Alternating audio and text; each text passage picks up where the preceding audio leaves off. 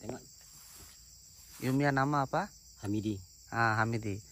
এই ভাইয়ের নাম হলো হামিদি, বাড়ি হলো Indonesia, লম্বো। Lombok.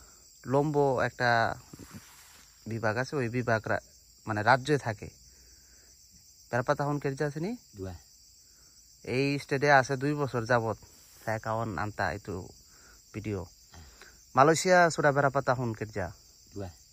Dari Ini dulu. state, lain state? Dari 97. 97. Sudah berapa tahun campur? 2 tahun? Campur sudah 27 tahun. 27 বছর যাবত মালয়েশিয়ায় কাজ কাম করে, তো 2 বছর 3 বছর থাকে, আবার দেশে জায়গা, আবার আসে আবার যায়। তো এই যে এই বাগানে 2017 সালের বাগান, এই বাগানে যে ফল কাটে, এই যে বাগানের রাস্তা, Ini tanya dia. এই যে বাগান, এই যে মোটরের কাজ কাম করে একটু জিরাইতেছে।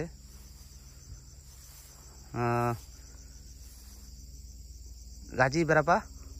2500.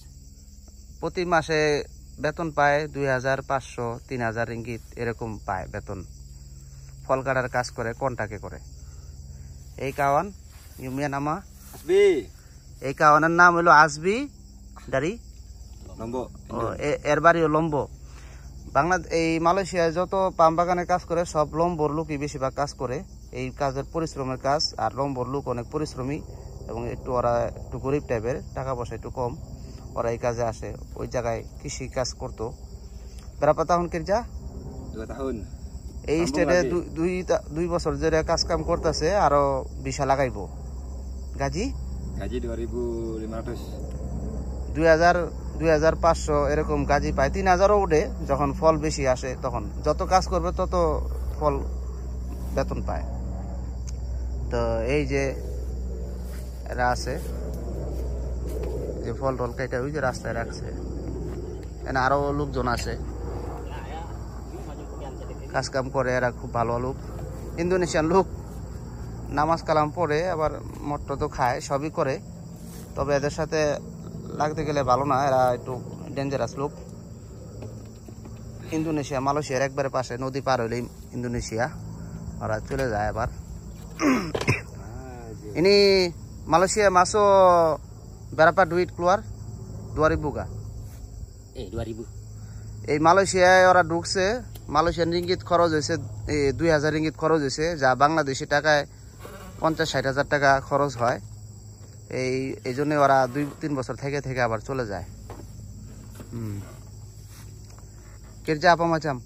Oke. Apa kerja buat? Potong buah. এই যে বাগানে কই যাচ্ছে পতঙ্গ বুয়ার কাজ করে, মানে ফল কাটার কাজ করে, খুব ভালো আছে।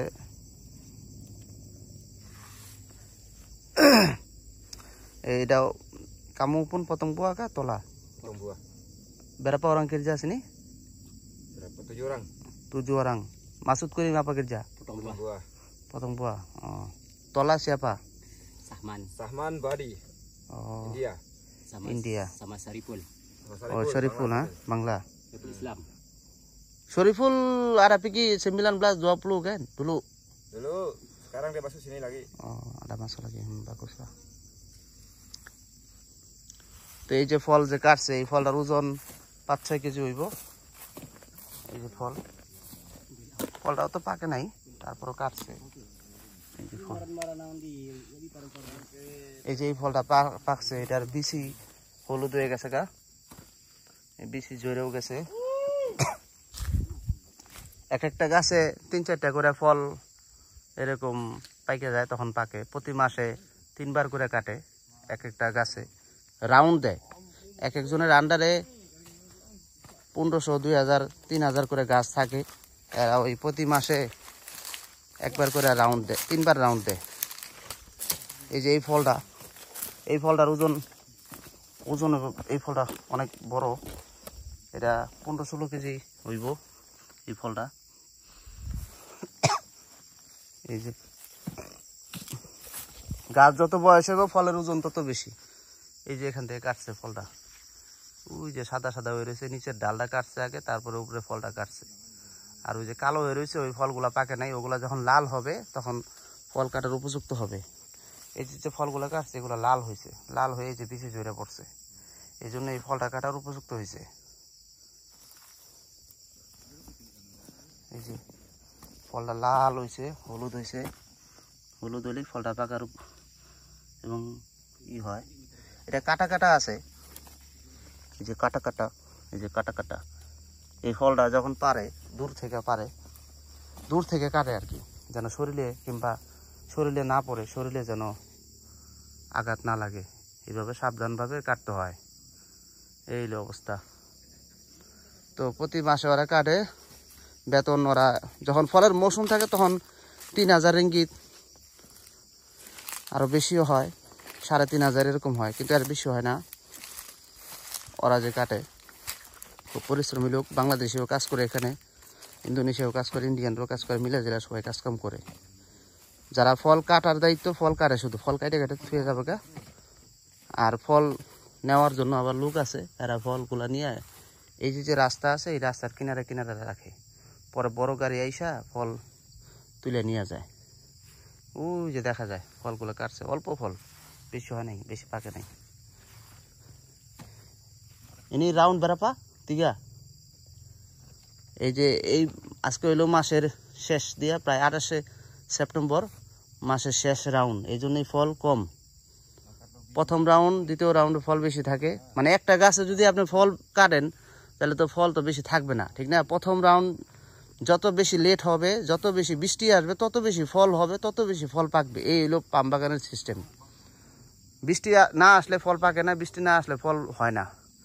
আর এই পাম বাগানের গাছগুলো এমন জায়গায় লাগানো হয় যেখানে বৃষ্টি আসে, বৃষ্টির সিজন থাকে, বৃষ্টি রেগুলার আসে, এইসব জায়গায় লাগায়। এটাই হলো নিয়ম। এই জন্যই পাম বাগানে ফল উৎপাদন বেশি হয়, বৃষ্টি না আসলে ফল উৎপাদন হয় না। এই যে একবারে কাঁচা কালো জামের মতো দেখতে, একবারে কালো জামের মতো দেখতে। এই যে এই গাছে ফল হয়েছে কয়টা? একটা, এই দুইটা, এই তিনটা, এই হলো চারটা, আর এই হলো পাঁচটা ফল হয়েছে। কিন্তু ফল ওই আরেকটা হয়েছে এদিকে, ওটা পুরোপুরি হয় নাই, পরিপক্ক। এগুলা লাল হইলে তারপরে পাকার উপযুক্ত হইব, লাল হয় নাই এই জন্য পারে নাই, এই গাছে কোনো টাচও করে নাই। তো এই হলো পাম বাগান। এই যে রাস্তা, এই যে ফলগুলা ভিতরে যে ইগুলা আছে, ভিতরে যে লাইন, এটাতে বলে হং, এই ভিতরে লাইন থেকে ফলগুলা কাটলে, এই যেমন এই গাছের গোড়ায় ফলটা কাটছে, ওই যে ফলটা আছে, এই ফলটা কাইটা এই যে রাস্তায় এখানে এনে রাখবে। এগুলার দায়িত্ব আবার আরেকজনের, সে আসতেছে, কাজ করতেছে।